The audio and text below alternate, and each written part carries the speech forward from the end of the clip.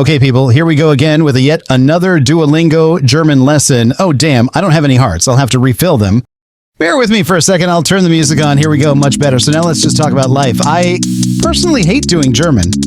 Seriously, who decided that German needed 3 different genders for nouns? Der, die, das. It's like they want to confuse us from the start. And don't get me started on these compound words. I mean, Rechtsschutzversicherungsgesellschaften? Really? It's like they just kept adding syllables for fun.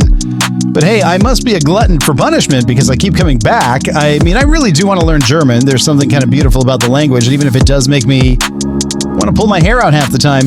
The cases, though, nominative, accusative, dative, genitive, it's like a grammar minefield. Every time I think I've got it, there's another rule or exception that throws me off. Why does sie have to mean both she and they? It's like German is deliberately trying to trip me up.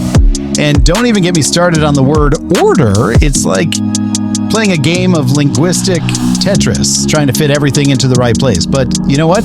As frustrating as it is, there's something satisfying about getting it right. Like when I finally nail that tricky sentence structure, it feels like I've conquered a little mountain.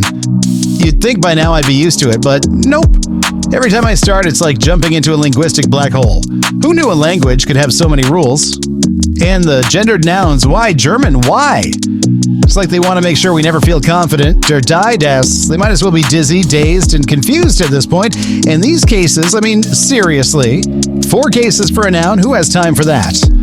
And yeah, sorry people for that annoying advertisement popping up. It's just annoying as hell, but I guess that's kind of part of a language learning process, isn't it?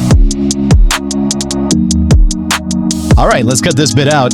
I feel like I'm constantly playing a game of grammatical twister, trying to keep all the rules straight. He changes to him, but only if he's holding a banana on a Tuesday or something like that. But hey, who needs logic, right? But in all honesty, despite the constant headaches, I'm still here slogging through. There's something really rewarding about learning German. It's a challenge, sure, but it's also kind of fun in a twisted way. Plus, it feels pretty badass to start understanding those complex sentences. Duolingo, you're like my personal trainer for language, encouraging it, somehow always making me question my life choices. But I've got to hand it to you. Every little bit of progress feels like a step towards fluency, even if right now fluency feels like it's on the other side of a very tall, very steep mountain. Duolingo, you cheeky little owl, you're my constant companion in this madness. I curse you every time I mess up, but I keep coming back for more. It's a weird love-hate relationship, but I wouldn't trade it. Every little bit I learn feels like a tiny victory. So here's to more confusing grammar rules, more tongue twisters, and more feeling like my brain is running a marathon. I'm ready for whatever ridiculous challenge you throw at me next. Onward and upward to German fluency, or at least something that vaguely resembles it. Oh great, more prepositions. Why does German have to make them so tricky? Auf, in, spie, nach. It's like trying to remember the names of distant relatives at a family reunion, and of course, they all change depending on the case, because why not?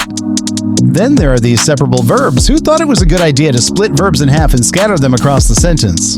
Anrufen becomes ich rufe dich an. It's like trying to solve a jigsaw puzzle where the pieces keep moving. And let's talk about these idioms. Ich verstehe nur Bahnhof. Literally, I only understand train station. What? It's like Germans sat down and decided their phrases needed to be as confusing as possible. But hey, at least I can sound quirky and bewildered in another language. Oh boy, now we're into modal verbs. Müssen, sollen, wollen. They're like the bossy older siblings of regular verbs, always telling them what to do. And of course, they come with their own set of rules. It's like a never-ending game of Simon Says, but in German. But honestly, as much as I grumble, there's something exhilarating about the challenge. Like, who knew I'd ever be able to decode these linguistic hieroglyphics? Slowly but surely, it's starting to make sense, kind of. Honestly, Duolingo, you're kind of my frenemy at this point. You're helping me learn, but you're also driving me crazy. Still, I can't deny that every little bit I learn feels like progress. And despite all the complaints, there's a part of me that's really enjoying the challenge. It's weirdly rewarding. So yeah, German, you might be hard and infuriating, but I'm not giving up. Someday I'm going to look back on this and be glad I stuck with it. Even if right now it feels like I'm just banging my head against a wall of umlauts and irregular verbs. Oh, screw it. Now I'm going to have to quit. Okay, bye, people.